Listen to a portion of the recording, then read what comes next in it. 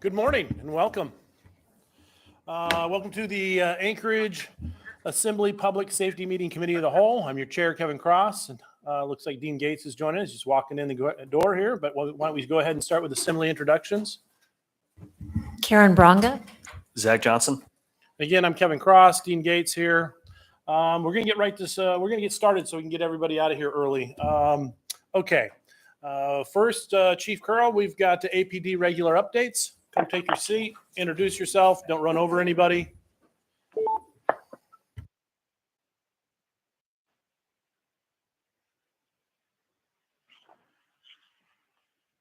I see you brought a guest. I did.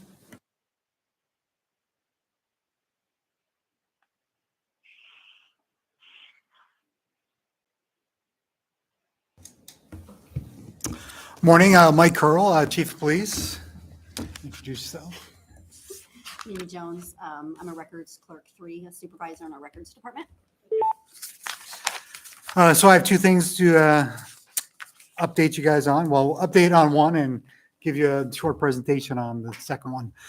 So the body camera update, we have 230 deployed as of now. Our expected full deployment, which will happen probably by the end of this month, will be 279.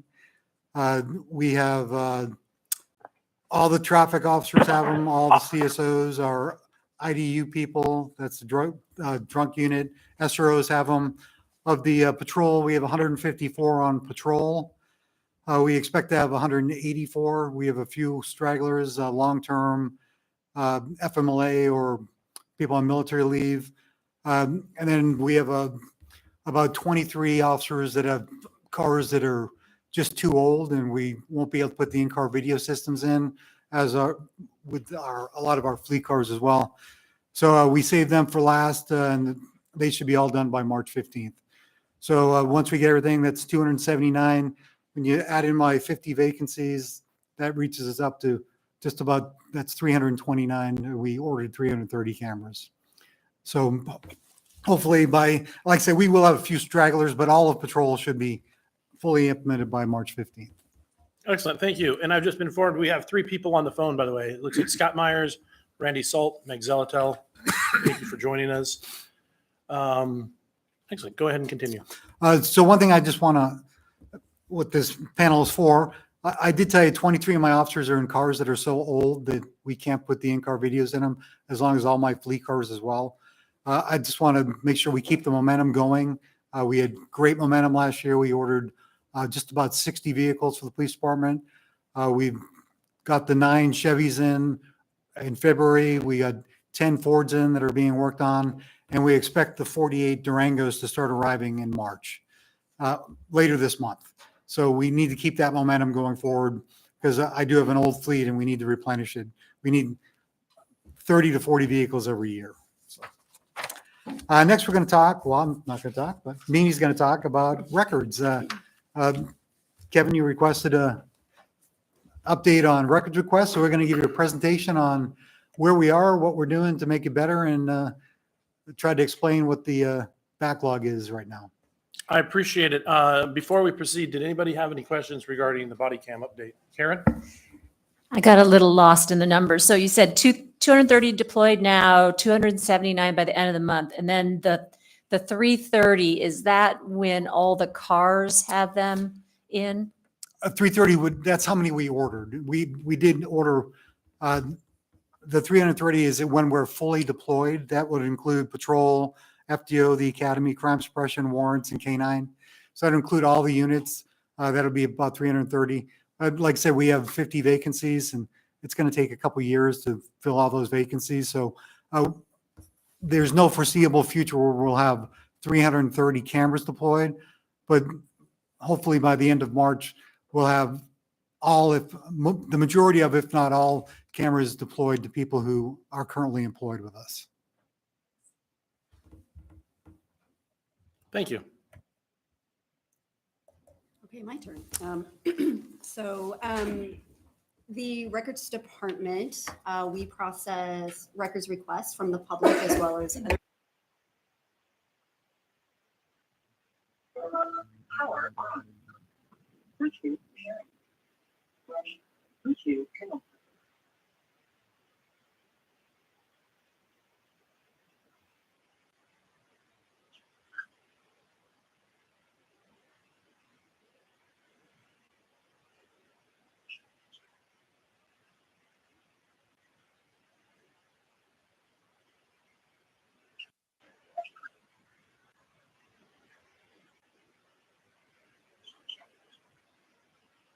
Hey, Mr. Chair.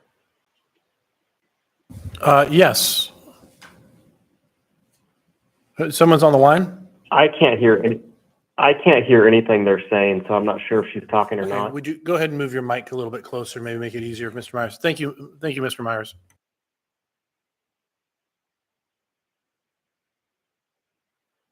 Are you picking up anything any better, Scott?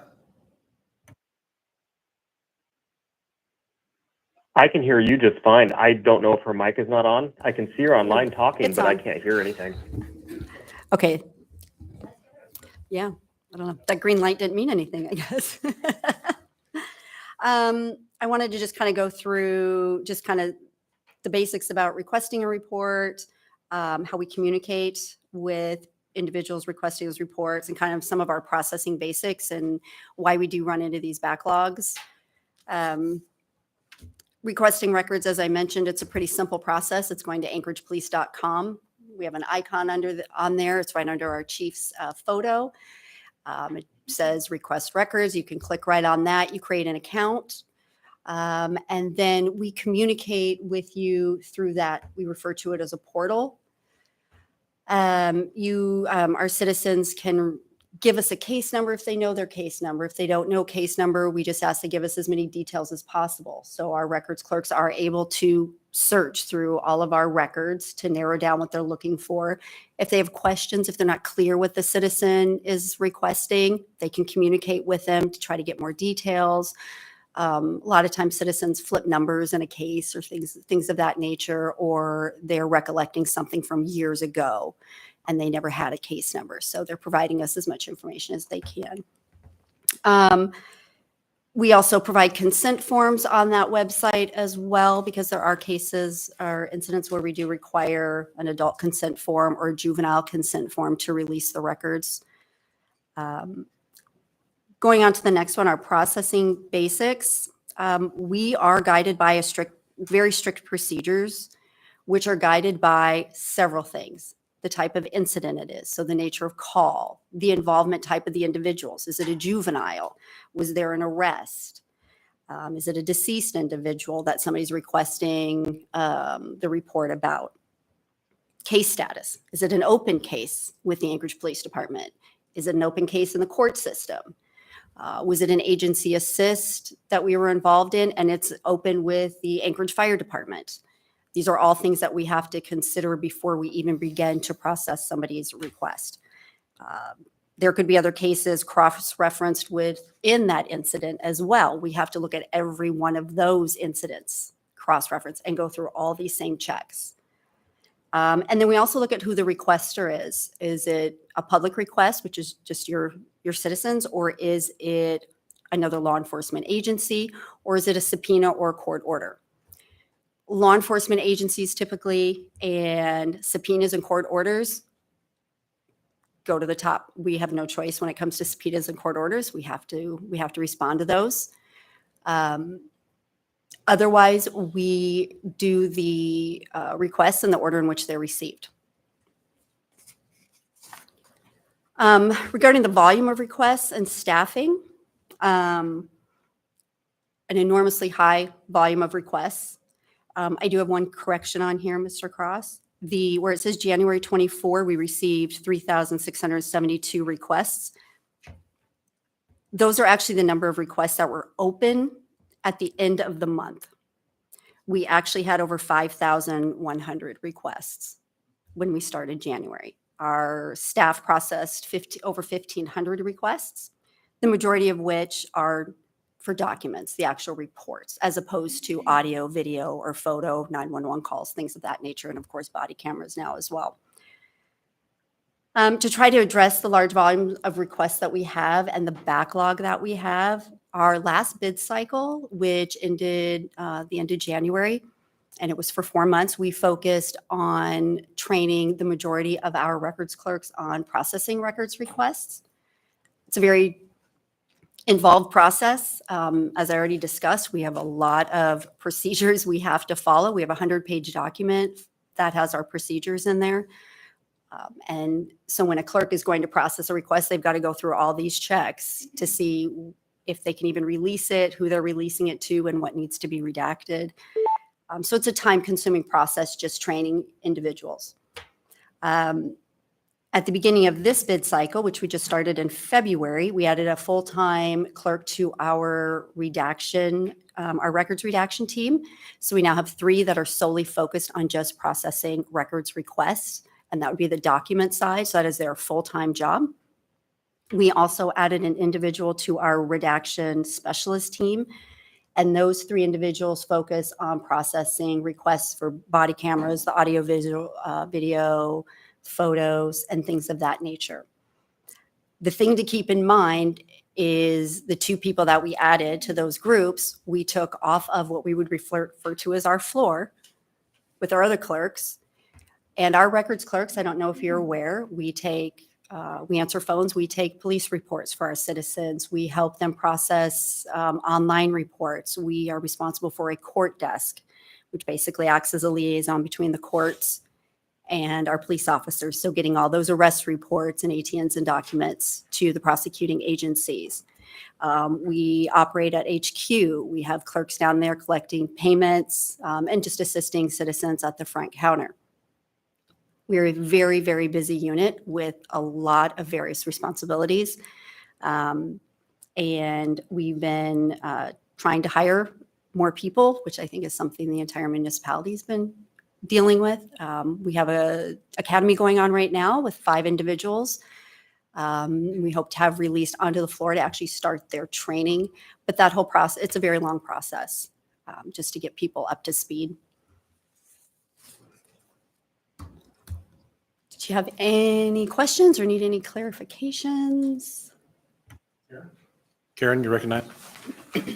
Well, heard the huge volume you have, but I wonder if you would have advice to assembly persons that they're trying to work on an ordinance or they want some backstory about an incident to see whether they can change anything in code to make it better. I threw in a request. I don't know. It was like a month and a half and nothing. And then Chief Curl was able to pull it up in a day. So, I mean, I don't want to run to Chief Curl. I don't want to run to Chief Curl for everything. What is the way to get that information in a timely fashion for? So I think probably the most important thing is we have everything go through our portal. That way we have the documentation, we have communication, we have a record of what's been requested, what was provided, when, and all of that. So it's important to us that everything does go through this portal. We're guided again by our procedures, and there are only certain entities currently that have a priority status, and typically that falls under law enforcement. There are certain muni agencies that do as well. I don't have all that in front of me, but we can certainly get that back to you. I don't have a direct answer for you as far as that goes, because we do also try to make sure that citizens that have already been waiting for 3 months aren't constantly getting leapfrogged, because that just pushes them further down. I think in my experience, there was not a place to put assembly person, or it was like, are you a muni employee? And I'm not, So I don't know, there wasn't a way to state that. right. So towards the bottom, I know there is a section where you would indicate if you're, member of some type of law enforcement or other agency. There is a narrative field though, where you're actually kind of describing what it is, what records you're looking for. That would certainly be a spot that you could put, Anchorage assembly person right there. And then we see your muni address. We would see that you have a government email address. And when we do see those types of things, whether we recognize your name or not, we do typically also go to the website of that entity to verify that that is a valid address. You are the actual person requesting that it wasn't just kind of a made-up address. But as far as pushing things along quicker, that's probably a discussion for us. So the records request, there was an 8-month delay. We've got it down to just about 6 months right now. We're working on that. A lot of it had to do with staffing. We were, in addition to having 50 vacancies as officers, I also have 32 vacancies in non-sworn. I can tell you last week or 2 weeks ago, we were at 100% finally with in the records department. And then one just resigned last week. So back down to one. But like I said, we have 5 in the academy. It all has to do with staffing. And when we have the staffing, we've got it down to less than a month having the records out there, just catching up with the backlog. And at this point, we're training new people. We're getting good people to work. The other issue is we have so many opportunities for lateral and upward movement here at the police department that when they get into records, they go to specialty clerk, another unit, or they become officers, or they just promote, and then we're forced to start all over again. It's just a never-ending cycle that we're constantly working on. And as you can see, we have qualified people that are doing the best they can. It all has to do with staffing. Mr. Gates? Thank you, Mr. Cross. I asked to speak since Ms. Braga mentioned if there are any code changes that would be helpful, and we have had identified that our public records code, chapter 390, needs some updating, mostly with the appeal process. The Department of Law has recognized that as well. And so I'm probably going to regret saying we have a project in the works, but we do. And I'm not sure exactly when that will come to fruition, but just to let you know that we are paying attention to an update to the code. I'm not so sure, though, that that any code updates will help APD's records review process. It's mostly about what's required to be a public record and what's exempt in the appeal process. And I'm always been in awe of APD's volume of records that they review and release. But I did have a question for you as well. And in the presentation materials here, I didn't see it, but do you have a point where you have the Department of Law review? When I worked there, they had an attorney who was always doing a records review before they were released, after they were prepared and redactions made. So I just wondered if that's part of your process as well, and maybe not for all your records, such as routine APD reports, but especially with body cam footage now being, I guess, subject to redaction and release. Is that part of the process, legal review?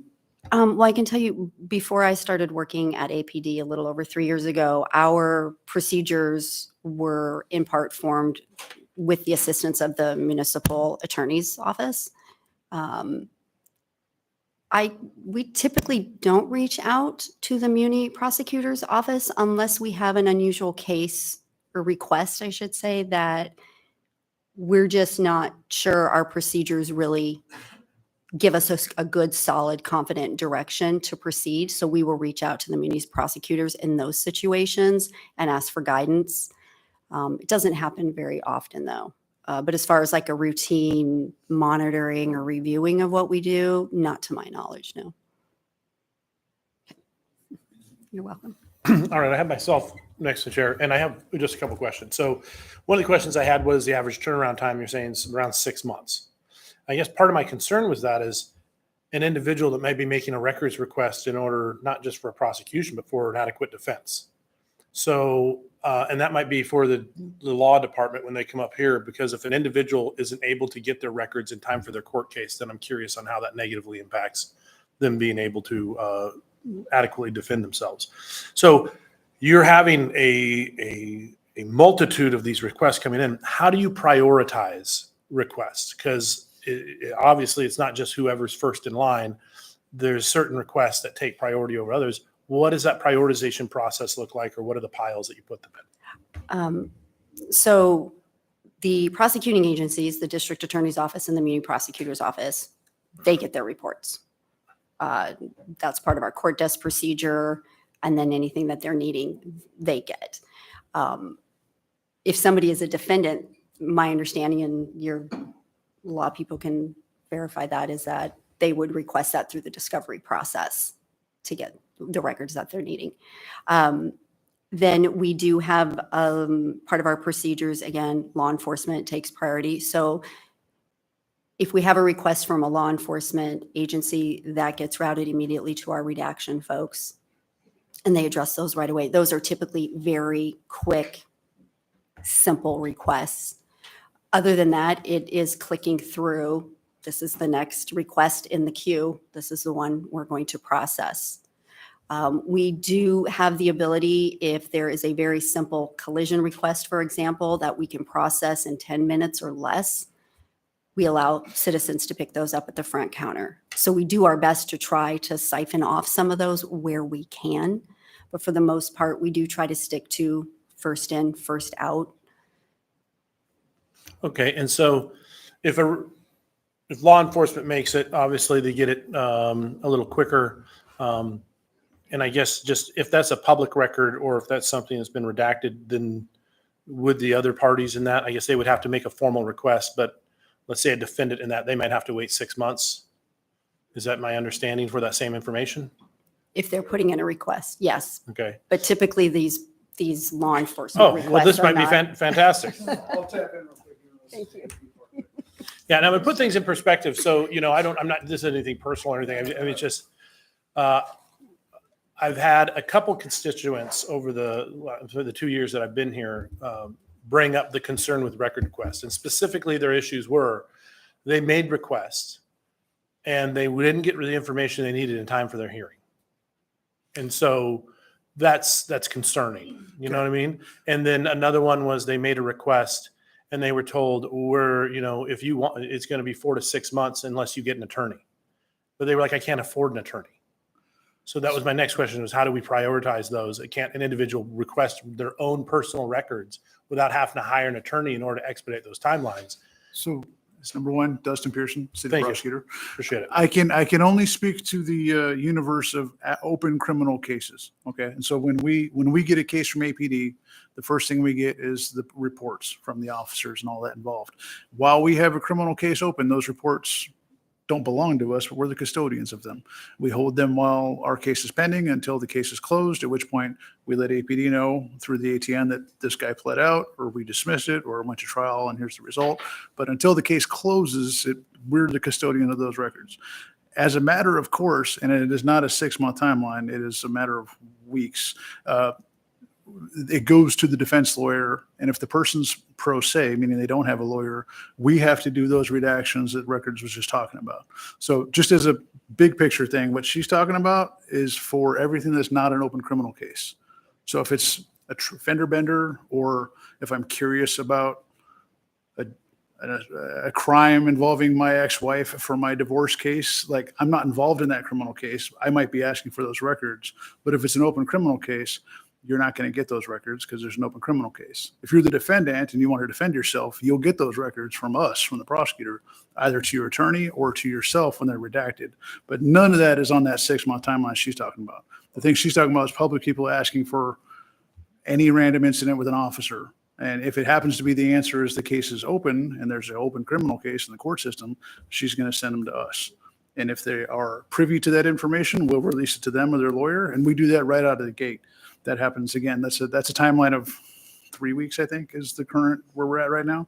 We have the first initial court hearing is usually 5 to 6 weeks from the time they're arraigned on the charges. And in that interim is when we provide discovery to the defense lawyers. So that happens in our system pretty much immediately. Excellent. And, it's interesting because what I see here is it's one thing we're just dealing with citations or records, but now that we have body cams, we're going to have requests for video footage, and that's going to extremely complicate things because that's going to take time to watch it, go through it, edit, and make additional redactions, which I imagine is much more time consuming and labor intensive than paperwork, than reading through documents. And so that's part of my question is if we're already struggling and we're talking 6 months to do a records request, and now we're bringing on these body cams, we need to be intentional that these departments are adequately funded. Otherwise, we are going to be causing harm to individuals seeking defense and trying to defend themselves, or we're or the courts are going to get backed up because they can't push these because it takes so long just to get the information. So I think it's an important conversation to have that as we set as we prioritize our budget needs, because we just got our budget binders, that we take a look at this section and make sure that we're adequately funding that.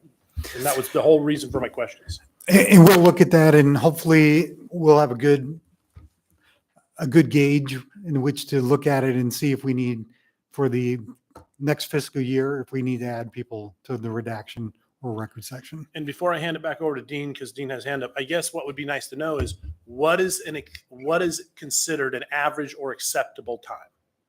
I don't know if 4 months is too long, 6 months, I don't know, but what is the target time that we should say that is our standard? Because I don't know that we have that or if we've established that.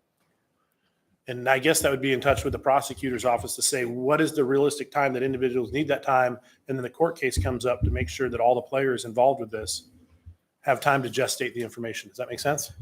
For the criminal side, that's largely governed by the criminal rules. So we have a speedy trial time running, and we have obligations under the discovery rules and in the criminal rules of procedure. So on an open case for someone that has the defendant primarily and his attorney or her attorney, they're the ones that are privy to that information. We are obliged to provide it to them as quickly as possible, or give them access to it as quickly as possible. I cannot speak to people who are not privy to that information. I'm not able or willing to share confidential information about my case with some third party that's asking about it. So, but I am obligated and will push the discovery as quick as I can to the defense so they can defend themselves. But there's going to be people there are sometimes people who are wanting information about an open case as well. They're going to have to wait until the criminal case is closed. We're not even going to give it to them when the case closes. We'll let APD know that the case is closed, and APD can provide those records to them as a member of the public with that general interest. Thank you. Mr. Gates. Yes, thank you, Mr. Cross. I just wanted to add that what Mr. Pearson's describing is absolutely correct. I agree with it. There's an exception in our Public Records Code, also in the State Public Records Act, that you don't follow the public records requesting procedures. It's an exception if the requester is in litigation with the municipality, and so that criminal or civil litigation. And so Mr. Pearson, speaking to the criminal part, if you're a defendant in a prosecution case, you follow the rules. It says, disclosure if the records relevant to litigation should be governed by the rules or orders of that forum and not by our Public Records Code. And so that's the criminal rules of procedure for criminal cases, and then the Alaska civil rules of procedure for civil litigation. A lot of times criminal cases, after they're done, or maybe during, they have a civil case arising out of the same incident because there's some injury or accident or property damage and so forth. And so APD's records are also relevant to those. So I'm not familiar with the criminal rules like Mr. Pearson is, I would trust what he's describing.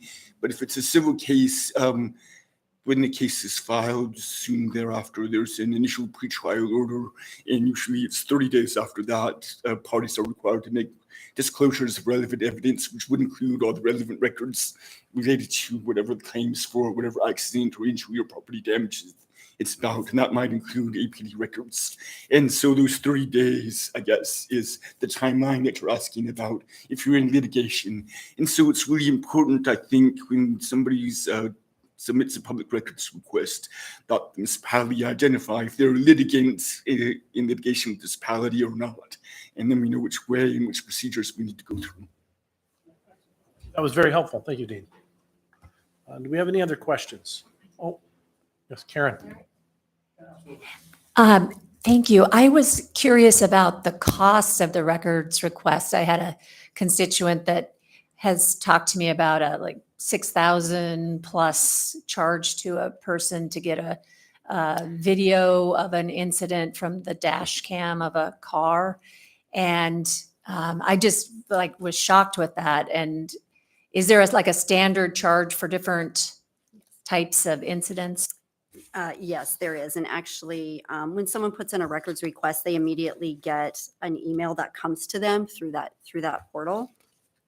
And then they get a second one, and it'll list how much photocopies are, a CD, research and redaction if it's necessary. Just read that off. So associated fees may consist of, but are not limited to, photocopies up to 30 cents per page. CDs would be $15 per disc. Research and redaction, $40 per hour.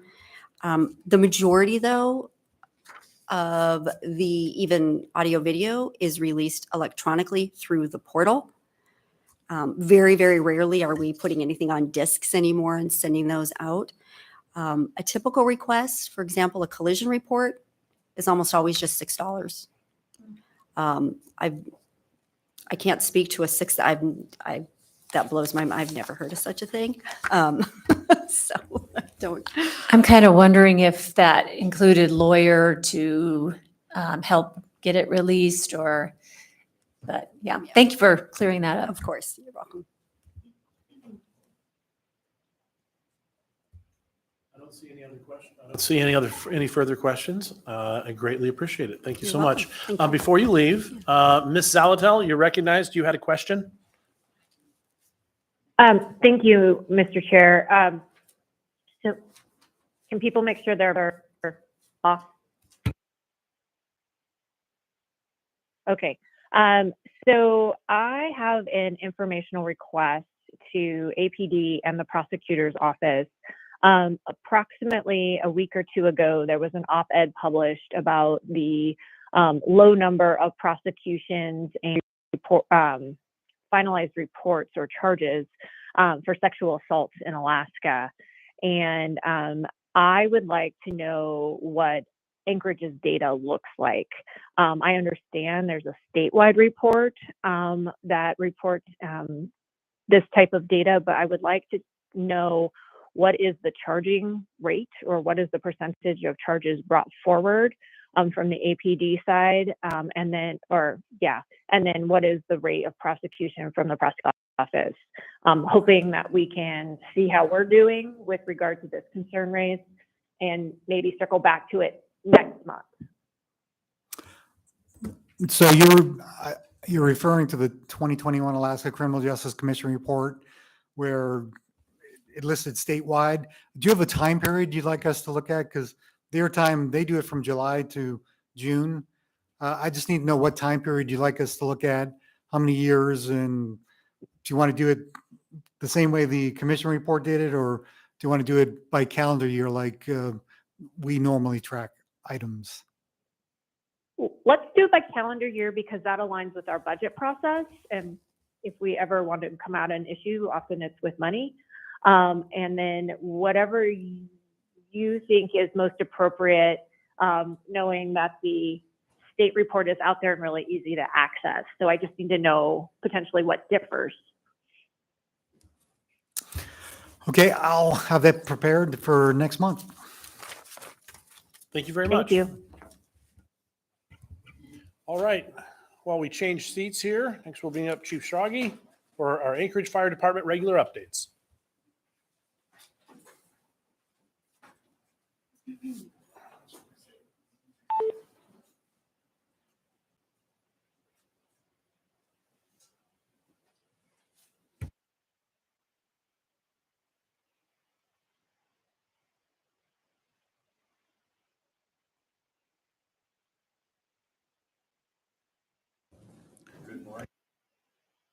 I think that's the one that. Good morning. Thank you for having us. Thank you for being here. I'm Chief Schrage with the Anchorage Fire Department. I'm joined by Assistant Chief Brian Parch. And I just have several activities to brief the assembly on. And actually 1, 2, 3, 4, 5 topics. So the first one is our mobile crisis team. Just very briefly, we are preparing to start a 3-month pilot program starting on March 13th, which is the end of next week, in which we will be providing service 24 hours a day, 3 days a week. That will be Wednesday through Friday. And so our goal here is to test the concept of our different shift schedules and the use of our firefighters, a rotating set of firefighters on the MCT operating out of Fire Station 6 in Muldoon. if it's successful, that will enable us to grow the program to more than 3 days per week. And I'll pause for questions. I don't see any. Proceed. Thank you. Okay, thank you. I wanted to give you an update next on our Pulse Point program. Pulse Point, if you'll permit me to remind you, is a free app that citizen or residents of the municipality can download for free and elect to be notified of cardiac arrests that occur in their immediate vicinity. And the premise behind this app is that every day of the year, we have people that go into cardiac arrest, and we believe that there are people nearby often who know how to do CPR, but before Pulse Point, there was no way to connect the two. So we as of the first of this month, we have just over 3,000 Pulse Point users, which sounds like a lot of people, but it's about 1.25% of our total population. So we're hoping to grow that number. We have about 600 AEDs that are registered in the program.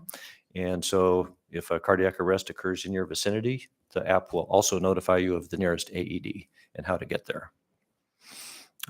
In the month of February, we had 188 cardiac arrest calls.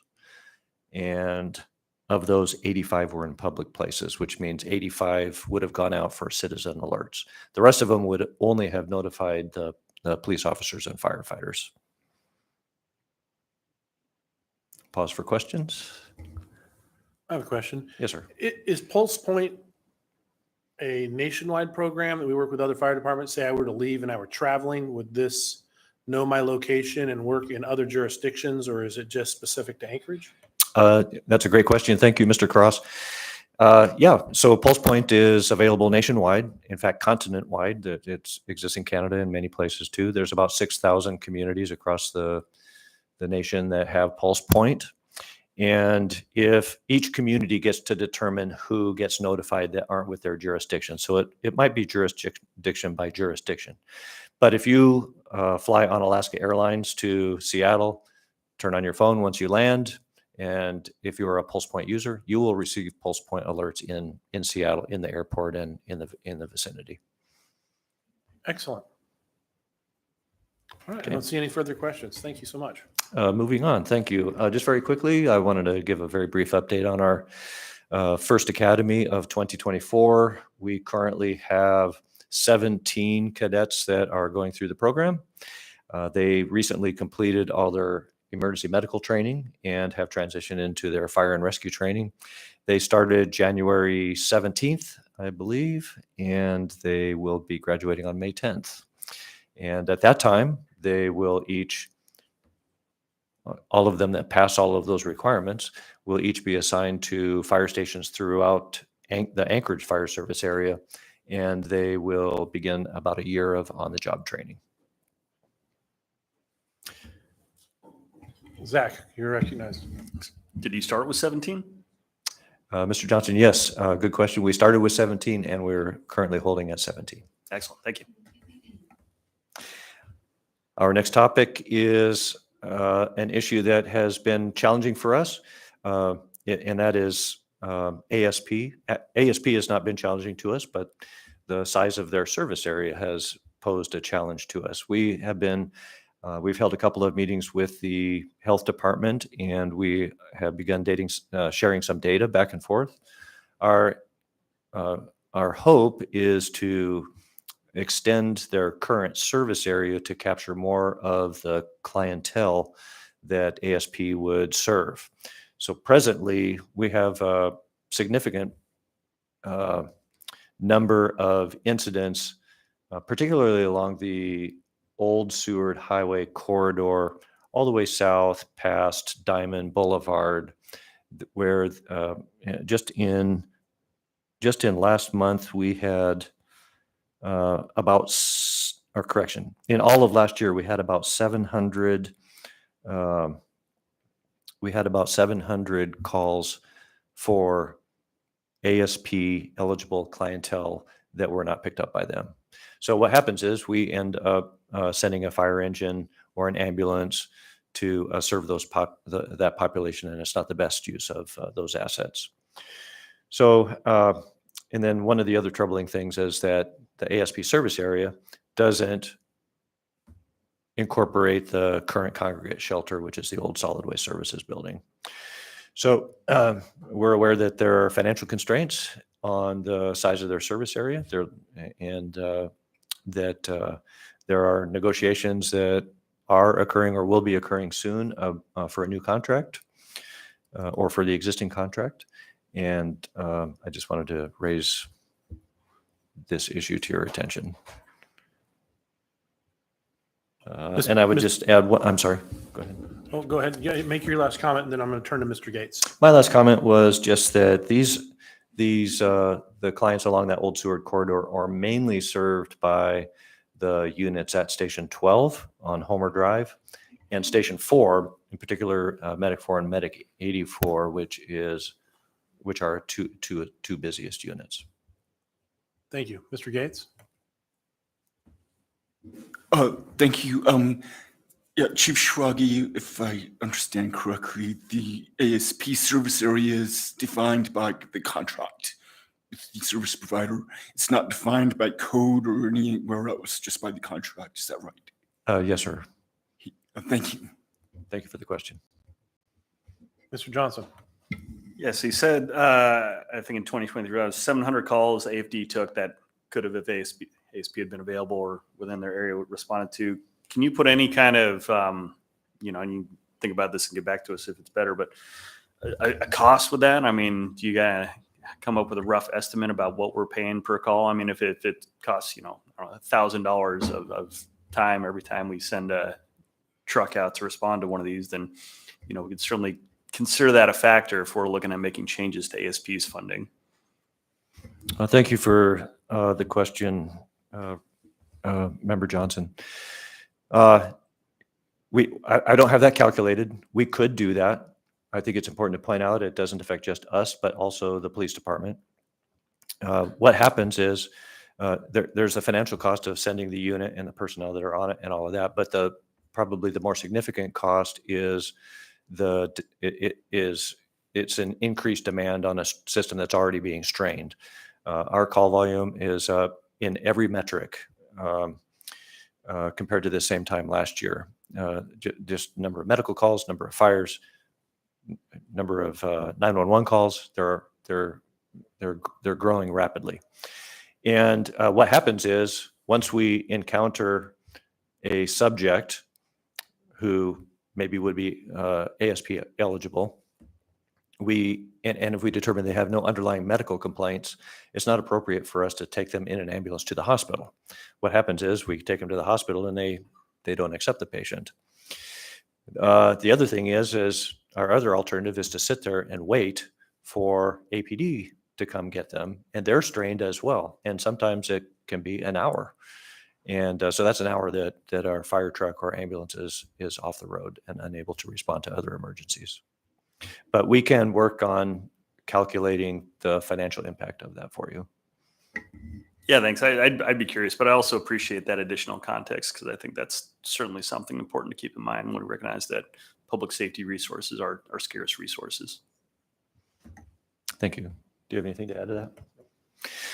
Okay, thank you. Seeing no other, continue on. Please. Okay, Thank thanks. you. Our last topic is I just wanted to perhaps give you the opportunity to ask any questions in advance regarding our late on the table item from 2 assembly meetings ago. This is the financing package for some new staff vehicles for the fire department. In the way of context, we have a total of 27 light vehicles in the fire department. These are in addition to the ambulances and the fire trucks.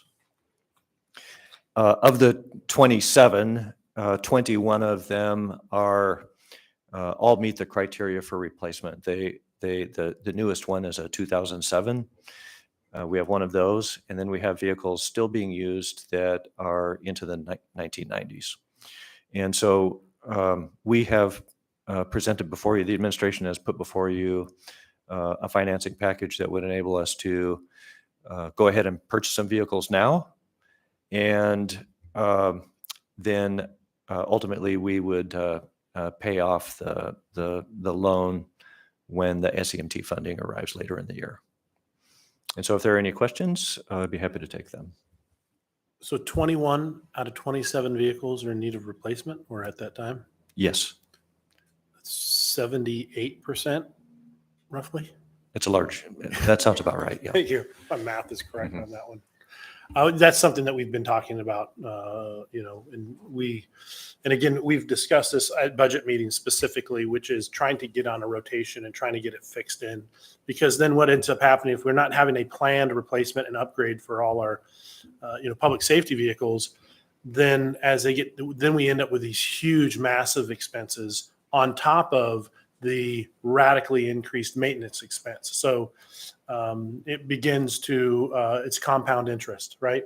So you have increased maintenance expense, which makes it harder to upgrade your vehicles. And so then you just run, for lack of a better term, run around putting out fires as opposed to looking at the longevity of your fleet. So thank you. And if I may just add to that, some of them actually have caught on fire, so. We do know how to handle it, yes, sir. Karen?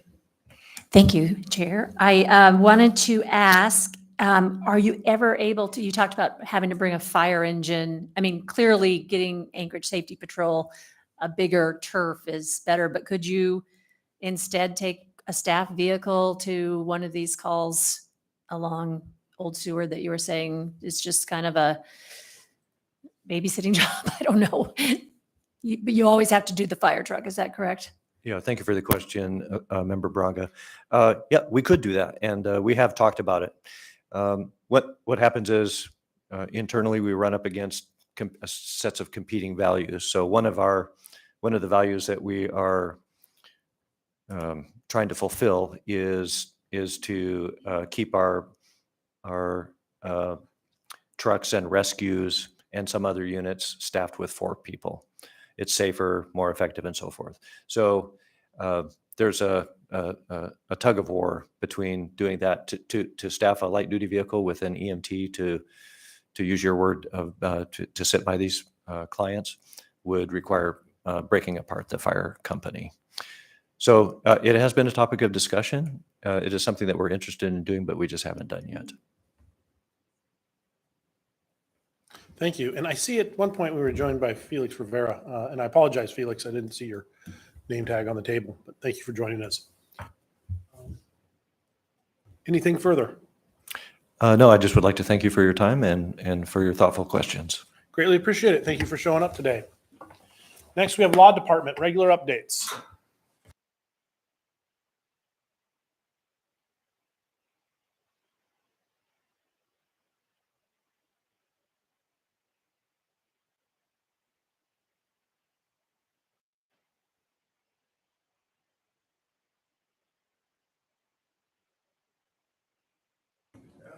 Good morning. Thank you. Dustin Pearson, City Prosecutor. I'm here for the criminal side of the law department. I can't really speak to civil, but what can I do for you? What's the most important thing that we should know right now? We need more prosecutors. We need more lawyers. We are making headway with the staffing issue on the support staff side of things, and HR has been eminently helpful.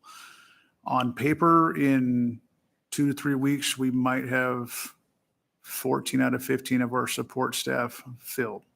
Right now, functionally, we're still about 50% full. Staff-wise, I have 2 people that just got their security clearances, meaning they can be left alone in a room by themselves. Now they can start the process of training. I have 2 more people who are pending security clearances, and I have 3 more people who have offers that they've accepted but have not actually started yet and started that next process. So in reality, day to day, we are still very understaffed. We've made progress on the support staff. What that means is that for our obligation to push out reports to defense lawyers, to have our doors open and someone answer the phones, things like that. In a couple of weeks, we'll be in a much better place than we have been for the last several months. On the attorney side of things, we're still we're 50% staffed prosecutor-wise. We have 3, 4, 5, 6, 8 out of 16 prosecutors right now. We are, I think I might have missed last month's meeting because someone was sick. We're all pulling doubles. We're all in court every day. I'll be in court here at 2:00. So it's all hands on deck at all times. And there's, I think, 2 fresh out of law school people that have shown interest in coming up next summer. But it's been a lot quieter on the attorney side as far as recruiting. Zach? Yeah, can you just explain to us a little bit more what it means when you're that short-staffed? I mean, there's some things I can imagine, like takes longer maybe for cases to be resolved. Maybe it means in some places you're exercising discretion about where you actually follow through with charges and things like that. I'd be curious to hear what the actual impacts are. The reality is it's ultimately putting more on each of my individual people than historically that I ever would have expected anyone to do. I've been here 13 years this summer. Usually the day-to-day work of a prosecutor would be, our lives are usually week to week because we have the same cycle every week as far as whether you're in trial or not and all their offers to get out and stuff. But in the best of times, a prosecutor would have 3 days of in court, covering a hearing of some sort for several hours. And then the other days of the week, you would have to work your caseload, make phone calls to victims, screen cases that are coming down the pipe, and do the work, essentially. As the numbers whittle down, the amount of court time expected or demanded of every single one of us is increased. And the share of the pie, the number of cases assigned to you is increased. And so we have more work to do with less time to do it. So that's the reality. And it comes across in a lot of different ways, but we're doing what we can. Yeah, and I'm certainly sympathetic, and I would hate to see, the folks doing that work get pushed to the breaking point, as I imagine some of them may be contemplating. But I guess because public safety is, obviously something I concerned with, and prosecutors are given a fair bit of discretion. So I just wonder, as that caseload goes up and you're kind of triaging them and think, what, in better times, if I was less burdened with such a massive caseload, I might consider, the type of plea deal I would offer, or whether or not I would consider actually taking this to trial. But because I have so many damn cases to try and filter through, I just don't have the time or capacity to deal with that. And I wonder if that's possibly leading to some leniency we might not see if we had a fully staffed legal department. I think the one thing I'll say that speaking for my people in my office, I think that we try to keep focused that our number one concern is cases with victims and cases that pose danger to the community in the sense of DV assaults and OUIs, things that are actual violence or the very real danger of harm to people. Those will be our continued focus. And there's plenty of cases that are nuisance type crimes, trespasses and shoplifts and stuff like that, where no one's going to the hospital, no one's life is in danger.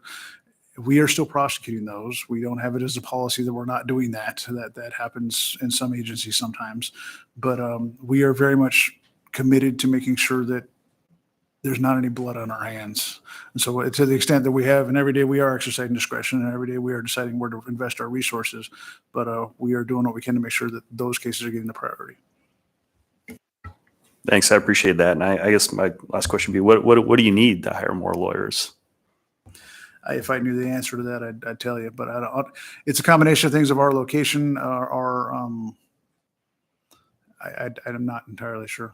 It's just, it's always been, I got hired here on a phone call while I was at the mall in Washington, and my interview was probably 5 minutes long, and it was, are you willing to come? And I came with the clothes on my back and an infant child.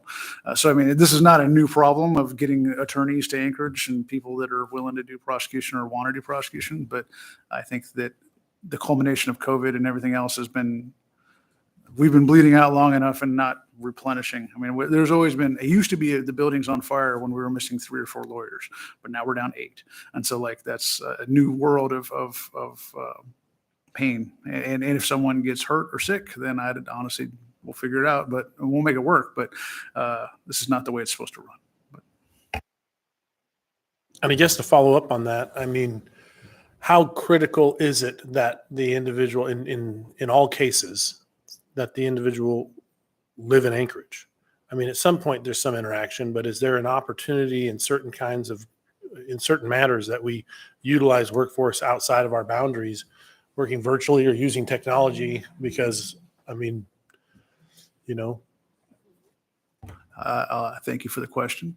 And that's thinking way outside the box, if any box I've had. But number one, the court is now in person, so we have to have attorneys in court, number one. I'll take whatever help I can get. If I had an attorney saying, hey, I'm willing to do this remotely, we'll find something for them to do. But ultimately, what we need is we need bodies, because I need a person with a bar card in court in front of a judge answering questions. And hopefully a couple more lawyers back at the office making offers to help the next guy that's going to be in court have their files ready to rock. So, I mean, ultimately for us prosecutors, it's physical presence here. I mean, we can do some stuff remote and we can make calls from home and look at our files on our laptops, but push come shove, you got to be in court to do your trial. You got to be in court to cover the hearing, because that's the way the system works.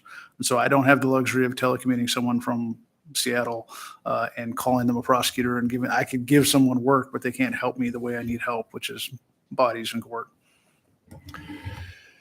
yeah, it's interesting because, you know, the picture I had in my mind is an individual, maybe they don't live in state, but they come up 1 week out of every 5 and they have a week of their court cases. And then the other 4, they're spending wherever it's cheap. So we can get that, you know what I mean? Because I mean, the cost of an airplane ticket up here is $500 and something bucks. So $1,000 extra every, 6 weeks in order to be able to get talent, as long as they can do most of the things virtually. Because I mean, again, this is, part of what, to build off what Zach said, the unintended consequences are you may have an individual, we can't incarcerate people indefinitely until we get around to hearing their case. So an individual who's suspect, but isn't charged, while they're waiting, if it's going to be weeks and weeks, may still be out doing God knows what. But, so it's important for it to be prompt. So something to consider. Thank you. Did we have any other questions? Karen? I just wanted to give a compliment because our little incident with the trail user this summer, we've had so much interaction. And I know it's not just me, the other victims of that. And I just was pretty impressed with the follow-up and making sure we knew where this was in the process. And so, I just want to make sure you knew that. Well, thank you very much. I appreciate that. Thank you. All right, Office of Emergency Management.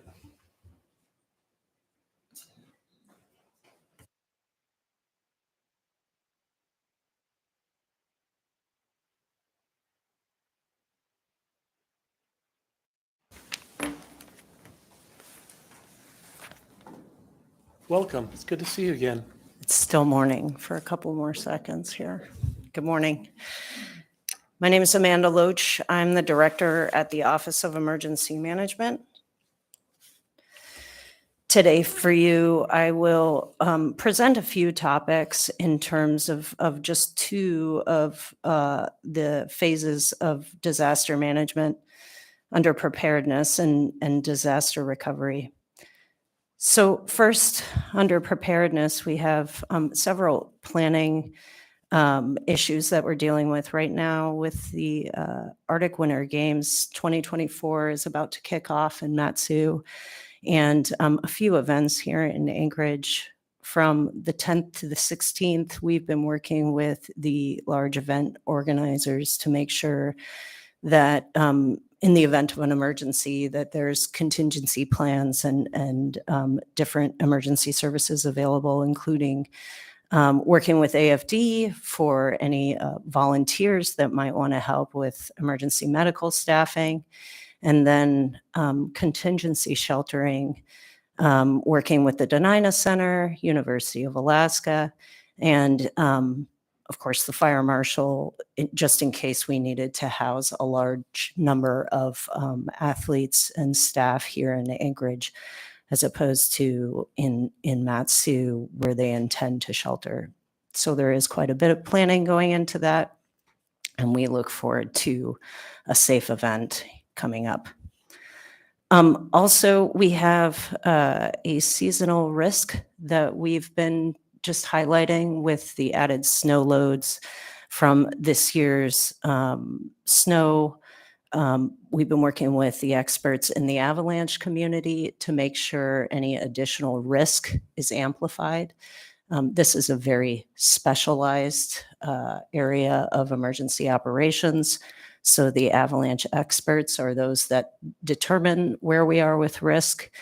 And in this area, our experts are at the Chugach National Forest Avalanche Information Center and the Friends of the Chugach Avalanche Center. So we work with the Weather Service just to amplify any risk information that is needed to distribute to the public in regards to added risk for this year.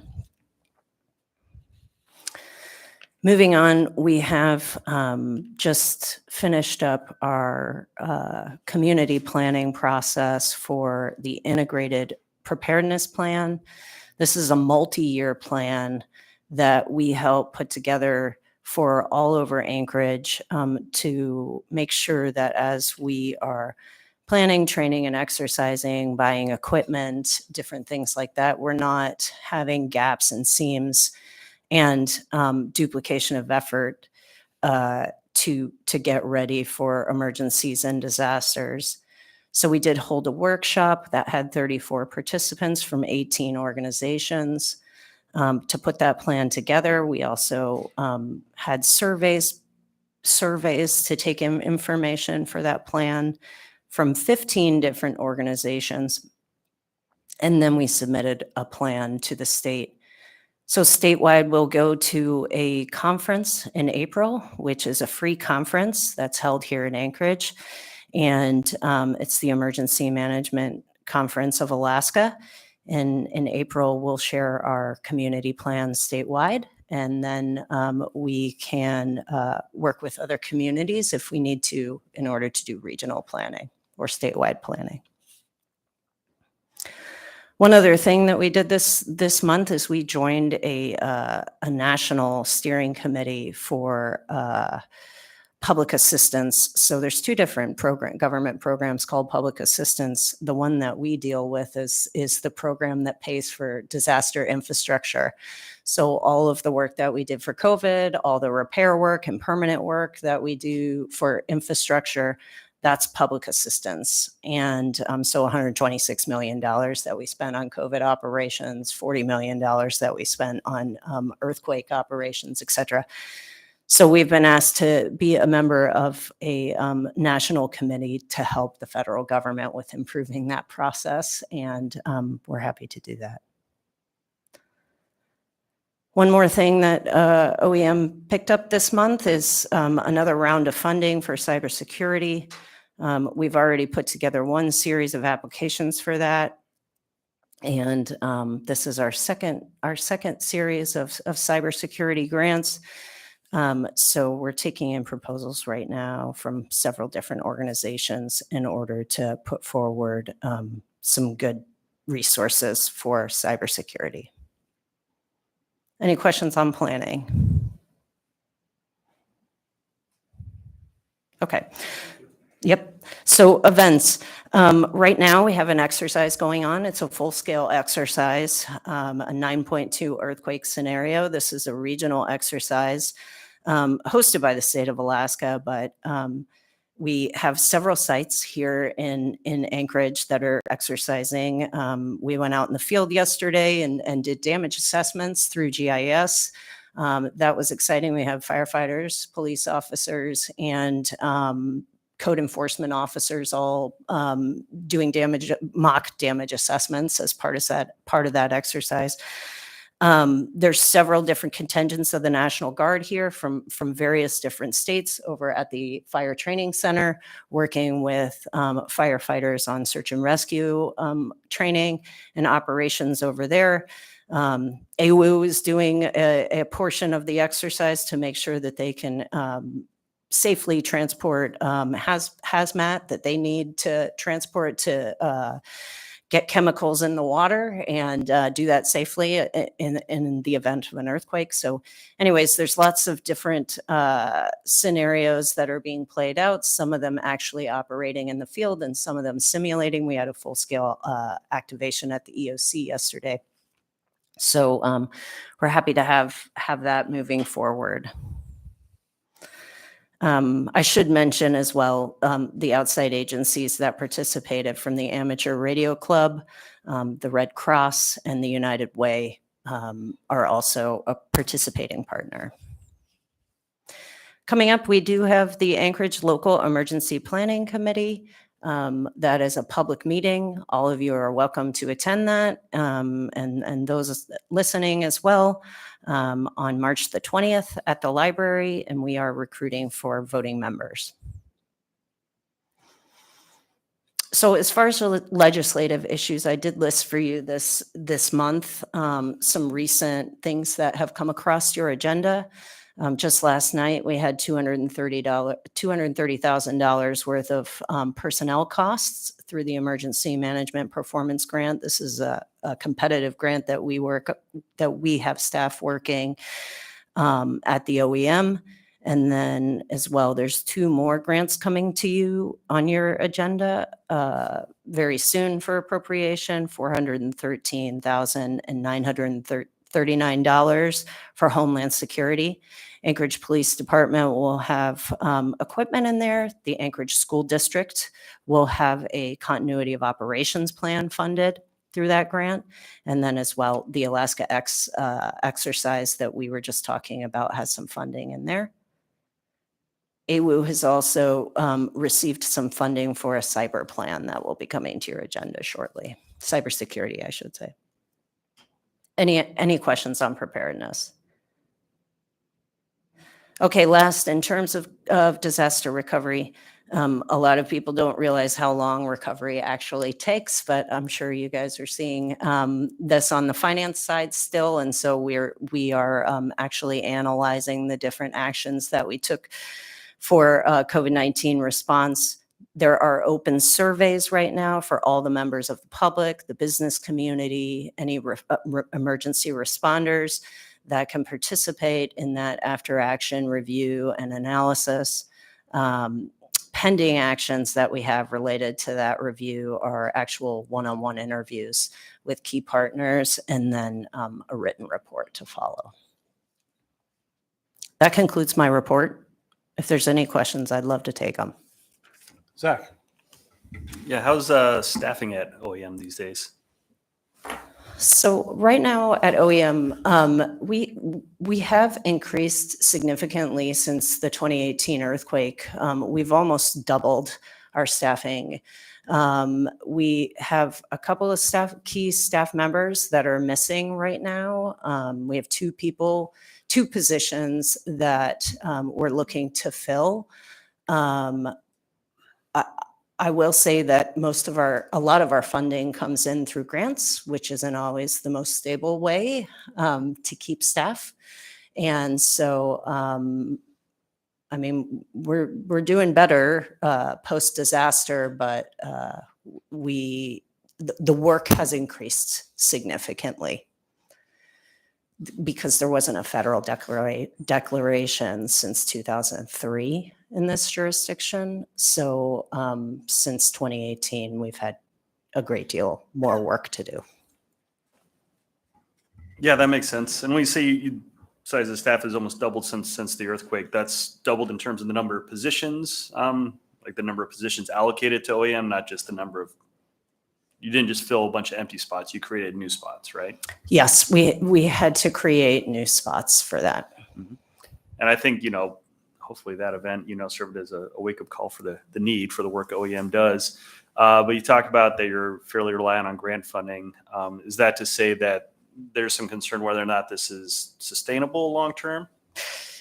Yeah, so, I mean, we are used to having post-disaster a swelling of staffing and of workload.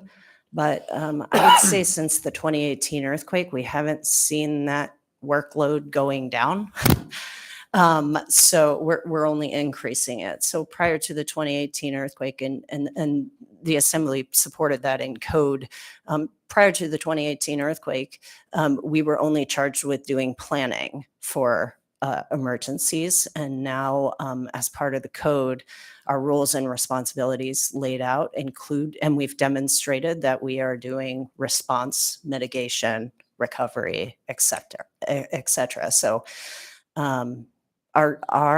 the expectations of the public have changed greatly since the 80s when the code was drafted. Then in 2023, you updated the code to include a modern emergency management list of roles and responsibilities. And we are fulfilling, but sustainment is important as well. Yeah, thank you. I hope so. I certainly, would hate to see us get complacent, and then find ourselves unprepared when unfortunately something significant happens. So glad you guys are on it. Thank you. Excellent. So it's interesting because I guess 99.9% of what you do is prepare, and hope that a significant issue doesn't arise, and when it does, we're ready to handle it. Do you get an opportunity to compare our response and what we've got to other jurisdictions across the United States that may be in high seismic areas or suffer challenge some of those? And how do you think we're comparing? Where do you see opportunities for us to improve? And is there, or do you? I guess I would just love your input on that because we're so isolated and so far away from everything. We don't have other larger communities we can rely upon as far as information unless we travel to go take a look at it. So what does that look like to make sure that we're, I wouldn't say being competitive, but at least being responsible? Yeah, that's a great question. So we are what's considered a developing profession in that, and I think we've had a conversation about this before where what a firefighter does, what a police officer does, what a building inspector does, but do you know what an emergency manager does? So it's a developing profession. So within that, we do have standards. We have approved standards as to what an emergency management program should be able to do. And we have started the process of evaluating this program for if we meet those standards or not. I do not believe that another jurisdiction in Alaska has done or is doing that. But these standards are national standards. And so over the course of the next year, we will have a baseline assessment of whether or not we're meeting those. If you Google up emergency management standards, you will see a list of point by point what we're supposed to be able to do. And we're hoping that we can at least know where we're at shortly. So that's an interesting question. So I guess I never thought about that. If there were a disaster that were to happen this afternoon, then, and it's requiring all our public safety to show up, whether that event is big or small. If an OEM manager shows up, who's in charge? How do we know who dictates who, or who's coordinating those efforts? It's obviously the Office of Emergency Management. That's what I would anticipate. They're kind of the circus ringleader, for lack of a better analogy. So, and what is the lever that says that individual's in charge of this event or in charge of handling it? So we have a plan, and we can follow it if we want to. We do have the comprehensive emergency operations plan for Anchorage, and it's available online. Anyone can look at it. We have lead coordinating agencies laid out for different types of emergencies. If it were an issue that involved a fire, obviously we would have a firefighter that we could tap to say, okay, who's going to be the leader for this. If we have a hazmat incident, we have a hazmat team, but we do have a plan and we have a lead coordinating agency. As to who is in charge of it, that's a little bit more complicated. There's a complicated organization that develops in an emergency, and we have standards for that as well. We have the incident command system to help us with that, and that's what we use here. So, Excellent. I'll have to dig into that further. It sounds like something that's piqued my curiosity. Any other questions? Excellent. Well, thank you so much. thank you. All right, we're about wrapped up. I don't see anything else on the agenda. Is there anybody online or anybody here for public testimony? I don't see any. Let's go. Did somebody leave a water bottle up here? This is mine. Oh, That one. yeah, I'm not sure. We'll find out. We'll find out. Any assembly comments? That was my comment. Oh, yeah. What do you got, Karen? Well, I'm just curious because they're still in the room. I think there was some talk of making the health policy and public safety one meeting. And I'm not really sure how that would all work out, but I kind of wondered for the other players in the room. It seems like it'd be a very long meeting, but Well, we could do that under a rules committee meeting. We could bring up whether or not we want to, reassess what that looks like. There's also been talk about incorporating some of these, at least things that touch on business in the CEDC into the Community Economic Development Committee. So yeah, that makes better sense. Thanks. perhaps we can make that a topic at the next rules committee, whether or not we need to readdress and recalculate some of our work sessions, because we have some that just seem to be really loaded up and others that are sparse, as well as not planning a meeting at 9 a.m. right after a long assembly meeting. Well, not seeing anything else. Appreciate everybody coming today. We are excused. Thank you.